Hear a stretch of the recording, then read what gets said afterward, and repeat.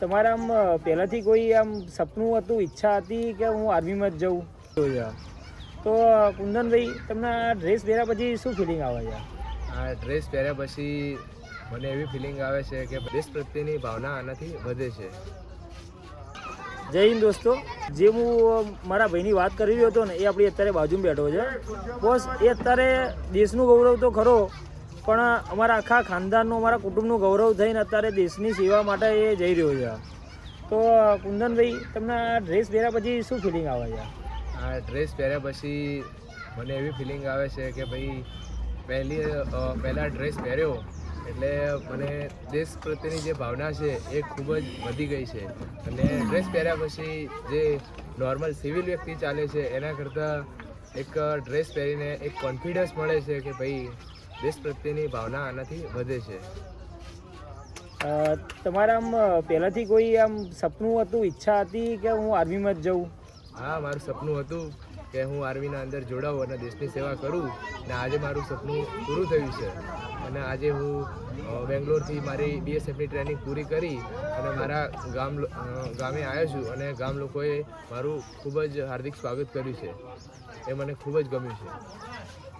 Boss, ગામ લોકોએ તો જે સ્વાગત કર્યું છે ને, ખરેખર મને એક વસ્તુ તો ખબર પડી ગઈ કે આ સ્વાગત જોઈને આ વિડીયોના માધ્યમથી કાં તો પછી કોઈ એકબીજાના કહેવાના માધ્યમથી આજકાલની જે નવી જનરેશન છે ને, 110% આર્મીમાં પ્રેરિત થશે. કારણ કે આમનું જે પ્રમાણે સ્વાગત થયું, જે આમના માટે જે પબ્લિક આવી હતી જોવા માટે, આમની સામું જે ભાવથી જોતી હતી, અને ખરેખર એવું લાગ્યું કે ભાઈ ધન્ય થઈ ગયું. એનું આર્મીમાં લાગ્યા પછી ભાઈનું જીવન ધન્ય થઈ ગયું હોય ને, એવી ભાઈ મને પોતે એવી ફિલિંગ આવી. અને બાકી મેં એના મમ્મી પપ્પાનું અને બધાનું જોડે વાતચીત કરી, આમ એવું લાગ્યું કે ખરેખર એ લોકો બી એટલા ખુશ છે ને કે ભાઈ મારો દીકરો કે આપણા દેશની સેવા માટે આગળ વધી રહ્યો છે. તમારું આ ટ્રેનિંગ પત્યા પછી હવે પહેલું પોસ્ટિંગ કઈ બાજુમાં છે? મારું પહેલું પોસ્ટિંગ અત્યારે મેઘાલયમાં આવ્યું છે. અત્યારે મેઘાલયની અંદર જઈશ અને ત્યાં દેશની સેવા કરીશ. આ બધી આ જે ટ્રેનિંગ તમારી ત્યાં પૂર્ણ થઈ, એટલે ટ્રેનિંગનું તમે થોડું જણાવશો કે આમ ટફ હોય, સહેલી હોય કે? કારણ કે મેં એવું સાંભળ્યું છે કે ઘણા લોકો અહીંથી જોઈન કરી દીધું, પાસ કરી દીધું, પણ ત્યાંથી એકાદ મહિનામાં 10-15 દિવસમાં પાછા આવી જાય છે. તો હકીકત છે? ટ્રેનિંગની અંદર એવું છે કે BSFની ટ્રેનિંગ એ નાનું કાળજું રાખવાવાળા વ્યક્તિનું કામ નહીં કે BSFની ટ્રેનિંગ એમને એમ પૂરી કરી દે. BSFની ટ્રેનિંગ તમારે પૂરી કરવી હોય તો મન મક્કમ હોવું જોઈએ.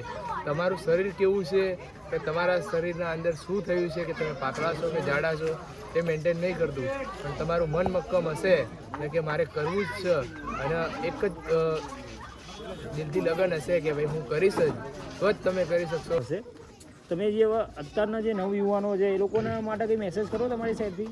અત્યારના યુવાનોને હું એટલું જ કહેવા માગું છું કે ભાઈ લોકો એમ કહેતા હોય કે BSFની ટ્રેનિંગ બહુ હાર્ડ હોય છે, બહુ ભારે હોય છે, કે આપણે ના કરી શકીએ, કે ફોજની અંદર ના જવાય. એવું કશું જ નથી. તમે એકવાર પરીક્ષા આપો અને પાસ થઈ જાઓ, અને તમને મોકો મળે તમારા નસીબથી, તો તમે આગળ વધો, અને ગમે તેવી તકલીફ હોય તો તમે ત્યાં જતા રહો. ખૂબ અભિનંદન કુંદનભાઈને. એક બીજી વસ્તુ કહેવાની છે મારે કે અત્યારની આ ફાસ્ટ કોર્પોરેટ લાઈફની અંદર કુંદનભાઈ જેવા છોકરાઓ જે દેશ માટે કંઈક કરવાની ઈચ્છા ધરાવે છે, તો એ લોકોને તો 100% દેશ માટે કંઈક ના કંઈક મહેનત કરવી જોઈએ, અને એમની જેમ એમનાથી પ્રેરિત થઈને આગળ વધવું જોઈએ.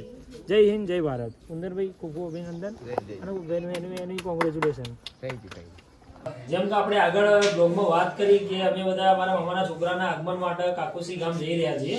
તો અહીંયા આવ્યા પછી બધો માહોલ છે, બહુ મજા આવી, બધા ખૂબ આનંદમાં આવ્યા. આવ્યા પછી અમે એવું વિચાર્યું કે એકવાર મારા મામાને પણ મળી લઈએ કે એમની શું ફિલિંગ છે, કે એમનો દીકરો આર્મીમાં લાગે, ટ્રેનિંગ પૂરી કર્યા પછી ઘરે આવે છે.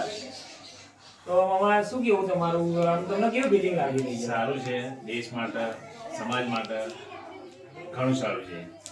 એની બચપનની ઈચ્છા હતી કે આમ જેમ બધી નોર્મલ છોકરાઓ ભરતીમાં જતા એવી? એની બચપનથી ઈચ્છા જ હતી કે મારા આર્મીમાં જવું છે. તૈયારી ઘણી બધી હતી ગવર્મેન્ટની, પણ તે છતાં એની આર્મીની ફૂલ ઈચ્છા હતી. દોસ્તો, તો આજકાલની જનરેશન પ્રમાણે આર્મીમાં જવાવાળા છોકરાઓ બહુ ઓછા જોવા મળે છે, કારણ કે એ લોકો બીજી નાની મોટી નોકરીઓની અંદર ઇન્ટરેસ્ટ લેતા હોય છે. બીજી કોઈ ગવર્મેન્ટ ક્લાસ 1, ક્લાસ 3ની અંદર, ક્લાસ 2માં. પણ હવે આ જે ભાઈ છે એનું બચપનથી સપનું હતું કે હું આર્મીની અંદર જ નોકરી કરીશ. અને આર્મીની અંદર દેશની સેવા કરીશ. તો તમે જો સતત મહેનત કરતા રહો છો, તમને તમારું ભવિષ્ય ઉજ્જવળ થવા માટે તમારે જે ઈચ્છા હોય કે મારે આ પોઝિશન પર પહોંચવું છે અને આ નોકરી લેવી તો એ મળી જ જાય છે. તો આપણે તમે પણ મુંદનભાઈની જેમ મહેનત કરો અને જો બને ત્યાં સુધી દેશનું ગૌરવ બનો એવું આર્મીની અંદર નોકરી લાગો.